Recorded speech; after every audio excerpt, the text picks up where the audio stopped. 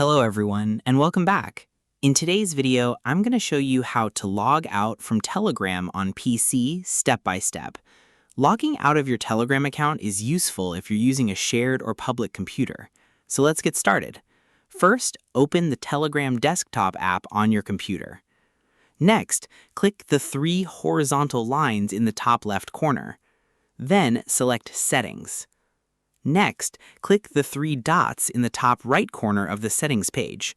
From the menu, select Logout. A confirmation message will appear. Then click Log Out again to confirm. Telegram will now sign you out of your account. To use Telegram again, simply sign in with your phone number and verification code. And that's it. You've successfully logged out from Telegram on your PC. Thanks for watching this tutorial. If you found this tutorial helpful, don't forget to like, subscribe, and turn on notifications for more Telegram tutorials and tips. See you in the next video.